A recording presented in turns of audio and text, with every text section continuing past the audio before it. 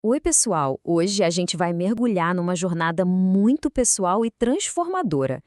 É uma análise baseada num texto bem reflexivo sobre o que significa de verdade redefinir a masculinidade, a postura e a própria identidade. Vamos lá? E olha, a gente já começa com essa frase que é um soco no estômago, né? Ela já define o conflito central. Aquela ideia de que ser homem era sinônimo de aguentar, de suportar tudo, não importava o custo. Uma definição toda baseada em resistência. É justamente a desconstrução dessa ideia que a gente vai acompanhar agora. Então, a primeira etapa dessa transformação começa aqui. A gente vai explorar essa visão inicial e bem falha do que se acreditava ser um homem. Uma confusão gigante entre o que parecia ser força e o que, no fundo, era puro medo. E o que era essa tal força? Bem, era basicamente sobre suportar tudo. O silêncio do outro, a ausência, a confusão. A pessoa ficava ali, insistindo, tentando entender muito além do razoável, achando que isso era um sinal de maturidade, de ser forte. E aí que a ficha cai. A percepção de que essa força toda não vinha de um lugar de segurança. Pelo contrário, vinha de um medo profundo de perder, de ser abandonado ou de simplesmente não ser o suficiente para o outro. E essa tabela aqui ilustra essa confusão de um jeito perfeito. O que era percebido como maturidade era, na verdade, medo da perda. O que parecia força era medo de abandono. E aquela suposta flexibilidade, no fundo, era uma busca sem fim por validação externa, por alguém de fora que dissesse que estava tudo bem. Bom, toda jornada de transformação tem aquele momento crítico, né? Aquele estalo. Então, vamos agora para o ponto de ruptura que provocou toda essa mudança de perspectiva. A crise veio quando se percebeu um padrão, o hábito de se explicar demais, de se justificar o tempo todo, de pedir desculpa até quando não tinha feito nada de errado. Era uma tentativa de consertar conflitos que, na verdade, nem eram seus para resolver. E aqui a análise faz uma distinção que é, olha, crucial. Acreditava-se que se explicar tanto era um ato de empatia.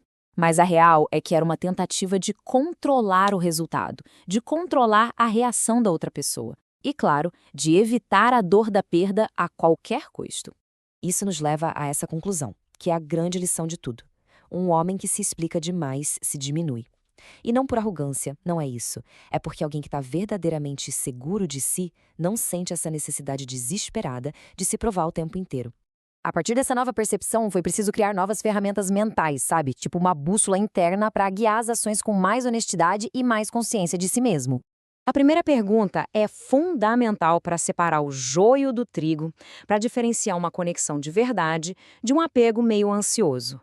Essa minha atitude, ela vem de uma presença genuína ou vem de uma carência? A segunda pergunta vai direto na motivação. O que está me movendo agora? É um desejo real, autêntico, ou é o medo de perder alguma coisa ou alguém? E, por fim, a terceira pergunta, que é um convite para agir de forma consciente e não no piloto automático. O que estou fazendo agora é uma escolha de verdade ou é só uma reação impulsiva a algo que aconteceu? Com essas novas perguntas na mão, o próprio conceito de presença masculina foi totalmente redefinido. Vamos ver como essa ideia amadureceu. Esse slide aqui contrasta os dois mundos de uma forma muito clara. A ideia antiga de presença era sobre quantidade. Estar sempre disponível, responder tudo na hora.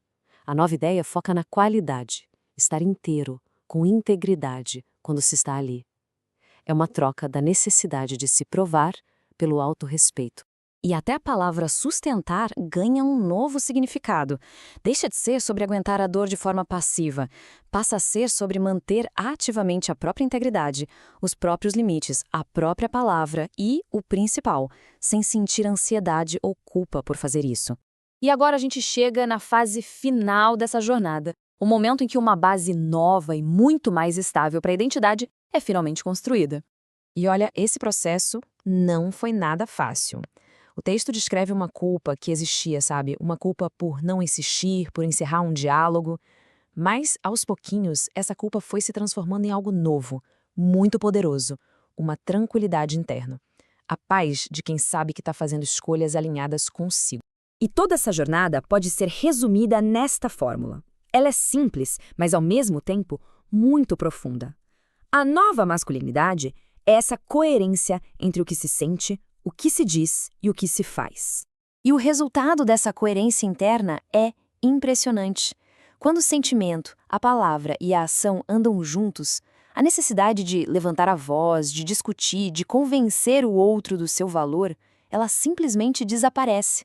A sua própria postura já comunica a sua verdade. E aqui está a tese final de toda essa travessia, a mudança fundamental de uma fonte externa de autoestima para uma fonte interna. Não se trata mais de ser validado pelos outros, mas de sustentar a própria identidade. Para fechar, a análise nos deixa com essa provocação final. Uma pergunta que fica no ar para a gente refletir sobre a autenticidade e a autovalidação. Porque, se existe essa coerência interna, se o que se sente, diz e faz são uma coisa só, que prova externa ainda é necessária? Pois é, isso muda tudo.